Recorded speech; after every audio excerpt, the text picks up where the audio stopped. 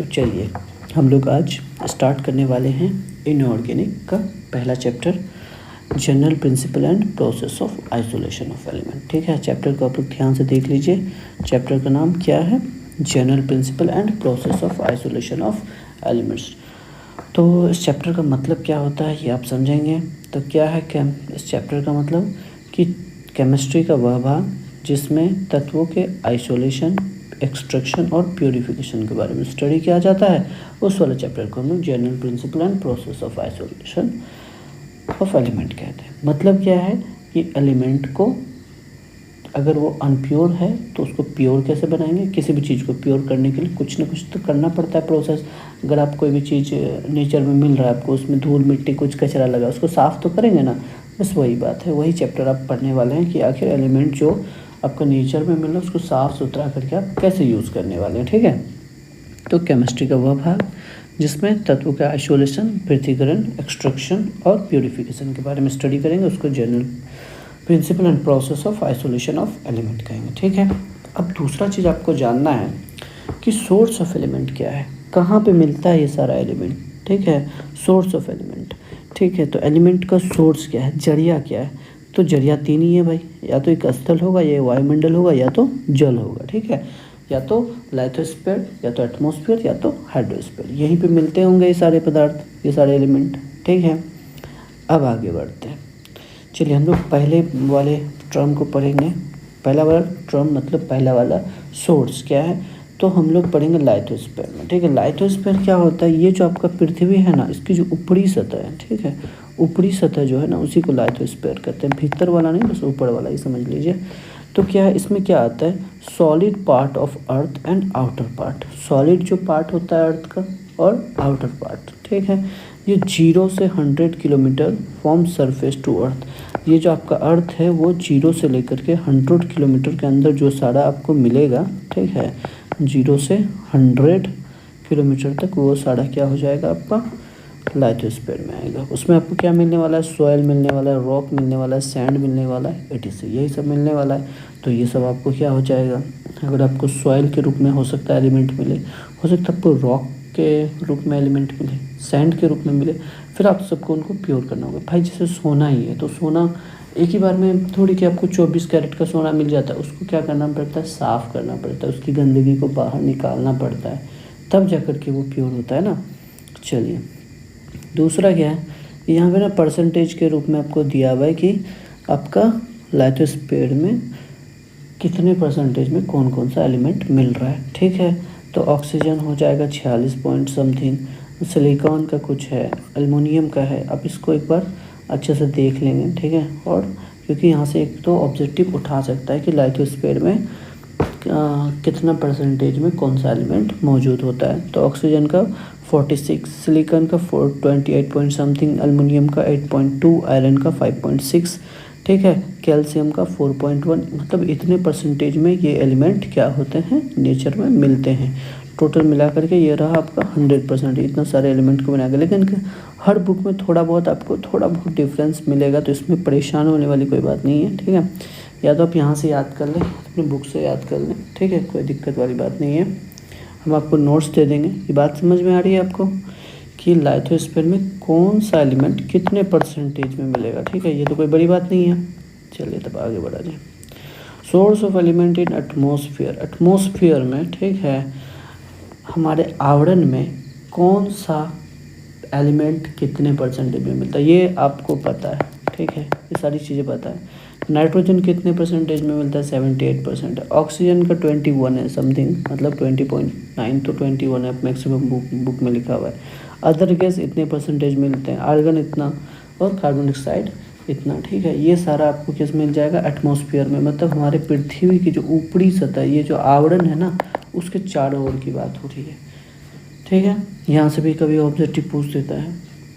उसके बाद है source of elements in hydrosphere. Hydrosphere मतलब जल की बात हो रही है। पृथ्वी की जो सतह है उसमें जो जल मौजूद है उसमें आपको जो एलिमेंट मिलेगा, ठीक है, उसके बारे में बात हो रही है। तो हाइड्रोस्फीयर के सम ऑफ अर्थ वाटर, अर्थ में जितने भी वाटर है, नदी में हो, नाला में हो, कहीं पे भी हो, सब क्या है, हाइड्रोस्फीयर में आता है। और हाइड्रोस्फीयर में मिलता क्या, देखिए, हाइड्रोस्फीयर में क्या क्या चीज़ें आती है, ओशंस आती है, सी, लेक, पॉन्ड्स, रिवर, जितनी भी सारी चीज़ें जो जल जमा करके रखती है ना, वो सारे हाइड्रोस्फीयर में आते हैं। और हाइड्रोस्फीयर में कितना परसेंटेज में क्या क्या मिलता है ये आपको देख लेना है।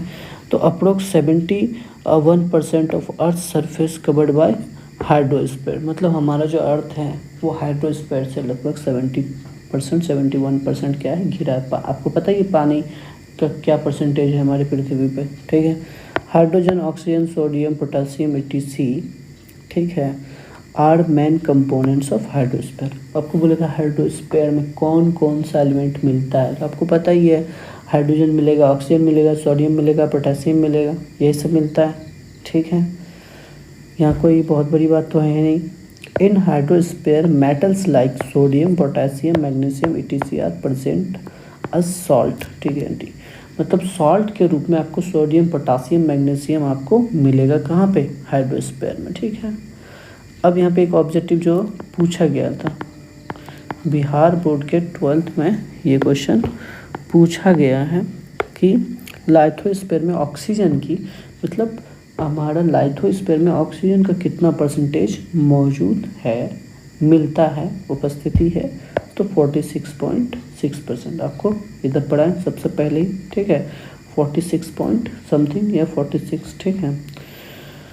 चलिए उसके बाद है यहाँ पे एक ऑब्जेक्टिव बनता है कि लाइथोस्फीयर में किसकी मात्रा ज़्यादा होगी, ऑक्सीजन की, सिलिकॉन की। तो जाहिर सी बात है ऑक्सीजन की ज़्यादा होगी। लिस्ट आप एक बार चेक कर लें, याद कर लीजिएगा, ऑक्सीजन की मात्रा क्या है लाइथोस्फीयर में, ज़्यादा है, ठीक है। तो लाइथोस्फीयर क्या है, हमारा जो अर्थ है, तो ना अर्थ का सरफेस एरिया जो है, मतलब सरफेस जो है उसमें अर्थ के अंदर ऊपरी सतह जो है 1 से लेकर के 100 किलोमीटर जब तक देखेंगे अंदर, जैसे ये अर्थ सरफेस है उसके नीचे 0 से लेकर के 100 किलोमीटर तक जो भी सारी चीज़ें मिलती हैं उस चीज़ के बारे में हम लोग पढ़ेंगे किसमें, लाइथोस्फीयर में। तो लाइथोस्फीयर में कितना सारा एलिमेंट मिलता है 0 से 100, ठीक है। ये रहा आपका पृथ्वी और ये ऊपरी सतह है, यहाँ से 100 किलोमीटर अंदर तक आप जो भी आपको मिलेगा वो सारा लाइथोस्फीयर में आएगा, ठीक है, समझ में आया। अब देखिए, अब नेक्स्ट पॉइंट है तत्वों की उपस्थिति। तत्वों की उपस्थिति क्या है, तो तत्व 2 रूपों में उपस्थित रहते हैं। कितने रूपों में, 2 रूपों में, फ्री और नेटिव या अनकम्बाइंड स्टेट। 2 स्टेट आपको पढ़ना है, कंबाइंड स्टेट, एक अनकम्बाइंड स्टेट। कंबाइंड स्टेट का मतलब क्या है और अनकम्बाइंड स्टेट का मतलब क्या, समझाते हैं आपको, ठीक है। तत्व 2 रूप में उपस्थित रहता है, या तो मिलकर या तो अलग, तो ही तो बात है, या तो मिलकर रहेगा या तो अलग रहेगा। अब फ्री और नेटिव और अनकम्बाइंड स्टेट, ये ना दूसरे तत्वों के साथ उतना इसका मिलना जुलना नहीं होता है, दोस्ती वोस्ती नहीं होता है, उसी को क्या बोलते हैं, फ्री और अनकम्बाइंड स्टेट। वह तत्व जो कम क्रियाशील होते हैं तथा सामान्य ताप पर H2O2 CO2 तथा किसी दूसरे पदार्थ से अभिक्रिया नहीं करते। मतलब क्या है, फ्री अनकम्बाइंड स्टेट में रहने वाले जो तत्व है ना, वो किसी के साथ भाई मिलना जुलना पसंद नहीं करते कि नॉर्मल टेम्परेचर है भाई, चलो H2O2 और CO2 के साथ अभिक्रिया कर ले, ऐसा काम वो नहीं करता है, ठीक है। लेकिन इसका जस्ट उल्टा कंबाइंड स्टेट में हो जाएगा, ठीक है। तो ऐसे तत्व फ्री स्टेट में, अनकम्बाइंड स्टेट में पाए जाते हैं जो नॉर्मल ताप पर, सामान्य ताप पर H2O2 और CO2 से अभिक्रिया नहीं करते हैं। नेक्स्ट पॉइंट है कार्बन फ्री स्टेट में पाई जाती है क्योंकि ये स्वतः सी वाला, मतलब खुद से ये बॉन्ड बनाता है, ठीक है। तो शुद्ध पदार्थ भी कहते हैं इसको, के साथ अभिक्रिया करके शुद्ध पदार्थ के रूप में रहते हैं। ये नेचर में कैसे रहते हैं, शुद्ध पदार्थ में, मतलब सी खुद के साथ ही अभिक्रिया कर शुद्ध प्योर पदार्थ बनाते हैं, ठीक है। उसके बाद है क्या, नेक्स्ट पॉइंट है AuPTS AgCu, ये सब सारे क्या होते हैं, कम क्रियाशील होते हैं, लेस रिएक्टिव होते हैं, इसलिए क्या होते हैं, फ्री स्टेट में पाए जाते हैं। इनका मिलना जुलना, दूसरे से दोस्ती करना कम है। आपको एक क्वेश्चन पूछा जा सकता है कि कहने के रूप में, ज्वेलरीज के रूप में आखिर सोना चांदी का उपयोग क्यों होता है, क्योंकि ये लेस रिएक्टिव होता है, ठीक है। अब है नेक्स्ट पॉइंट क्या है, तो नोबल गैस जो होते हैं वो भी नॉन रिएक्टिव होते हैं, इसलिए वो तत्व क्या होते हैं, मुक्त अवस्था में पाए जाते हैं। तो नोबल्स गैस वगैरह जो हीलियम, नियन, आर्गन, क्रिप्टन, जेनन, रेडन, ये सब जो है ये दूसरे से अभिक्रिया करना पसंद नहीं करते हैं। ये सब क्या करते हैं, स्वतंत्र रहना पसंद करते हैं तो ये अनकम्बाइंड स्टेट में पाए जाएंगे। अगर आपको ऑब्जेक्टिव पूछता है, ठीक है, तो आप बता सकते हैं। अब आपको चीज़ें समझ में आ गई हैं तो ठीक है, आगे बढ़ा जाए। कंबाइंड स्टेट अनकम्बाइंड का जस्ट उल्टा है, ठीक है।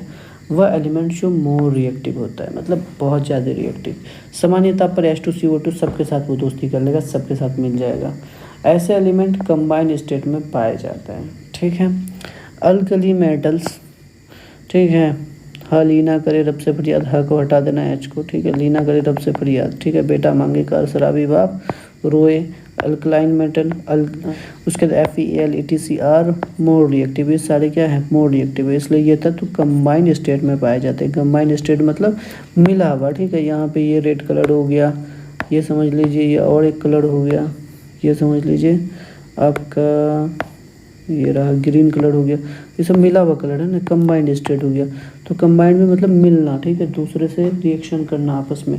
CuAg are present in combined state. देखिए यहाँ पे Cu और Ag को कंबाइंड स्टेट में भी लिया गया है, क्योंकि ऐसा नहीं कि वो रिएक्शन नहीं करेगा, करेगा, ठीक है, करता भी है, लेकिन उस तरीके से वो मोर रिएक्टिव नहीं होता है, बट रिएक्ट करता है, वो कंबाइंड स्टेट में पाया भी जाता है, ठीक है। तो अगर ऐसा पूछ दे आपको ऑब्जेक्टिव में कि कंबाइंड और नॉन कंबाइंड में कौन ऐसा पदार्थ है जो कंबाइंड भी होता है और नॉन कंबाइंड भी होता है, तो आप Cu और Ag कह सकते हैं, ठीक है। Maximum element are present in combined state. Maximum element क्या होता है, कंबाइंड स्टेट में होता है। देखिए जैसे अगर ये चांदी है, ठीक है, इसमें कुछ और भी अगर अशुद्धि मिली हुई है, ठीक है, ऐसे, तो ये समझ लीजिए क्या है, कंबाइंड स्टेट में पाया जा रहा है, ठीक है। चलिए अब एक यहाँ पे नोट पॉइंट, अभी तक जो पढ़े आप उस चीज़ को समझ लीजिए। थोड़ा फास्ट बताया जा रहा है, ध्यान से हर बात को सुनेंगे, आपको चीज़ें समझ में आएंगी, ठीक है। एलिमेंट है, एक लेस रिएक्टिव होता है, एक मोर रिएक्टिव होता है, ठीक है। एलिमेंट क्या है, लेस रिएक्टिव, एक है मोर रिएक्टिव। तो जो लेस रिएक्टिव होता है वो फ्री रहता है, ठीक है, फ्री स्टेट में रहता है। जो मोर रिएक्टिव होता है वो कंबाइंड स्टेट में रहता है, मिला हुआ रहता है, और ये फ्री रहता है, ठीक है, ये बिल्कुल फ्री और ये जुड़ा हुआ, ठीक है। अब Ag and U are present in both state, free state और कंबाइंड स्टेट। अभी आपको मैंने पहले थोड़ी देर पहले बताया कि Ag और Au फ्री स्टेट में पाया जाएगा और कंबाइंड स्टेट, दोनों स्टेट में पाया जाता है, ठीक है। अब आपको इस चैप्टर को पढ़ने के लिए, समझने के लिए कुछ चीज़ें जो आपको समझनी पड़ेंगी, वो है मिनरल्स और ओर्स, ठीक है। अब मिनरल्स और ओर्स क्या है, आपको मेरी बातें समझनी है, आपको नोट नहीं करना है, आपको नोट मिल जाएगा, बस बातों को सुनना है ध्यान से, ठीक है। तो मिनरल क्या है, तो आप ये सब सारी चीज़ें पढ़ चुके हैं अपने शायद 9th 10th 8th क्लास जिसमें भी पढ़ा हो। क्या है कि मिनरल किसे कहते हैं, खनिज क्या है, तो वह नेचुरल सब्सटेंस जिसमें एलिमेंट्स कुछ अशुद्धियों के साथ उपस्थित रहता है।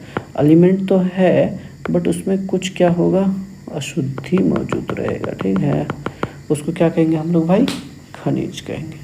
आगे क्या है, मिनरल्स क्या है, तो वो तो हो गया। अब आपको पढ़ना है और क्या है, तो वह खनिज जिसमें जिस कम खर्च में आसानी से तथा अधिक मात्रा में प्राप्त किया जा सके। मतलब क्या है कि आपके पास खनिज के बारे में आपने पढ़ा कि खनिज क्या है कि वो उसमें अशुद्धि रहती है, बट ओर्स जो है ना उसमें अशुद्धि रहेगा कम। कह रहा है कि वह खनिज जिसमें से धातु कम खर्च में आसानी से निकाला जा सकता है और अधिक मात्रा में प्राप्त किया जा सकता है। देखिए इसमें भी आपका एलिमेंट रहेगा, इसमें भी रहेगा, लेकिन इसमें अशुद्धि आपको मिलेगा ज़्यादा, इसमें मिलेगा अशुद्धि कम, क्योंकि ज़्यादा अशुद्धि तो ज़्यादा मजदूर ज़्यादा खर्चा, कम अशुद्धि मतलब कम मजदूर कम खर्चा।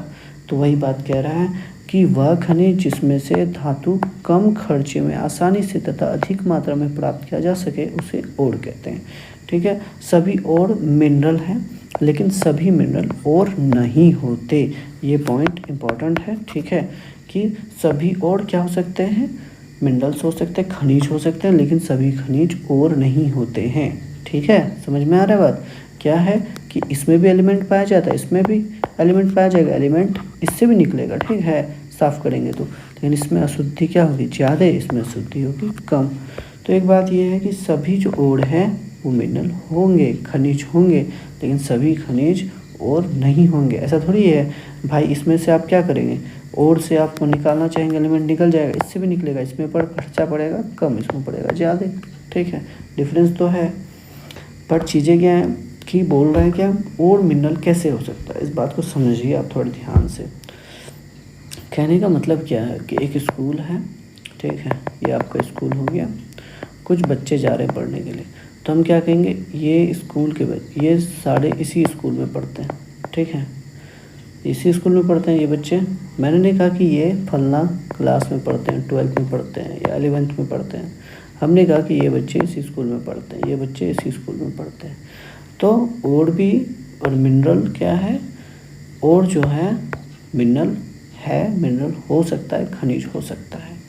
लेकिन अब यहाँ मैं कंडीशन लगा दूंगा कि ये बच्चा जो है 12th में पढ़ता है, तो ज़रूरी नहीं कि ये भी 12th में पढ़े, क्योंकि इस पे कंडीशन क्या लग गया है कि कम खर्च, क्या लग गया है, कम खर्च और अधिक मात्रा, ठीक है, ये दो कंडीशन लग गया है।